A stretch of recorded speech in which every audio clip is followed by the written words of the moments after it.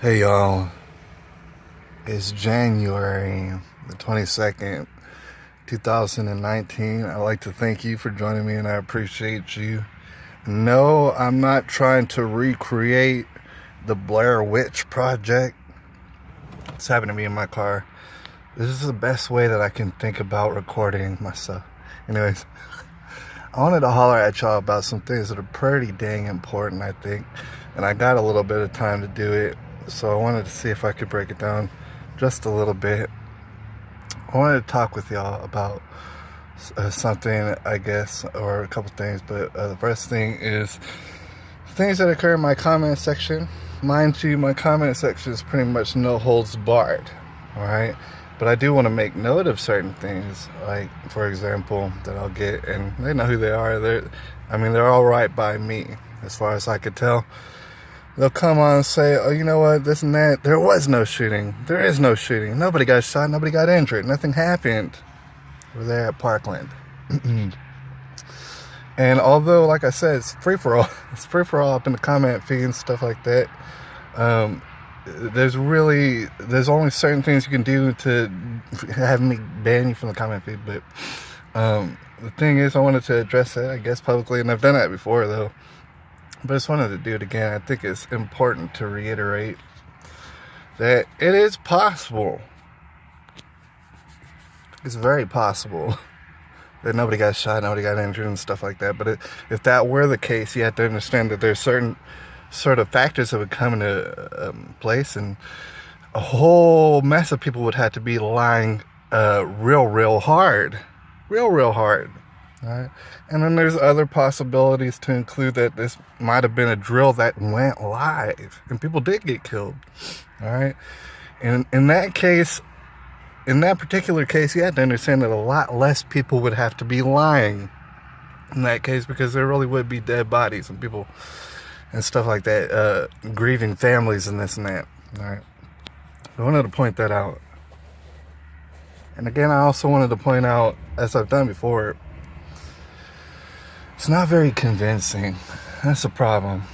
That is the problem. If you were to go to someone, one of these people who just don't know anything about it, and if you were to tell them, look, nothing happened, nobody got shot and stuff like this, everybody's pretending and carrying on, it's not going to convince hardly nobody.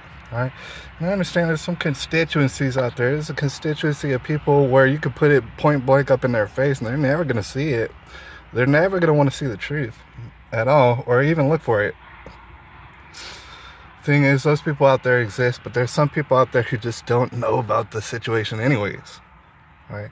Perhaps they don't watch the news or this and that, and they just try not to pay attention. All right, so they don't hear the things that we hear. All right, those people, you ain't really gonna convince them. All right, I mean, you might be able to show them certain videos in which I know a lot of people are saying these sort of things, and I enjoy a lot of those videos. And I actually go out of my way to see those sort of videos where they're saying that nothing at all happened and everybody's pretending. I really do enjoy those videos, right?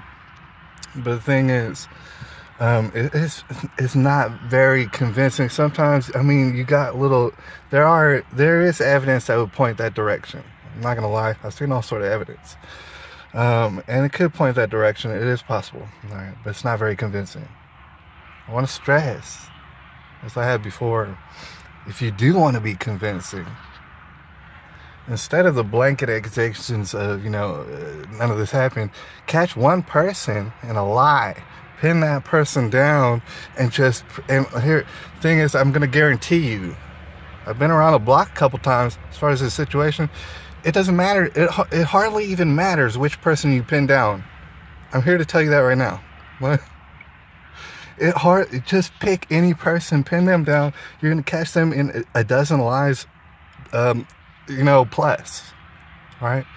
So you could do that with anybody, you guys. And that is more convincing because, like I said, a dozen plus.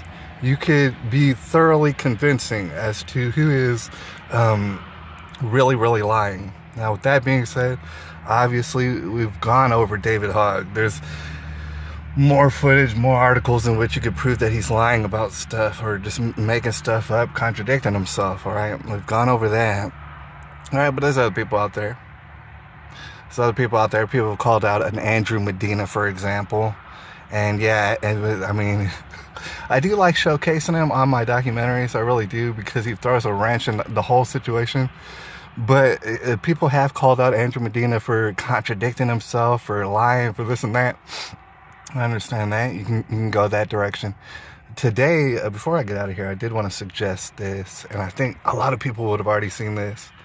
And a lot of people were probably like pulling their hair out on the last documentary, thinking, why I didn't bring this up? All right.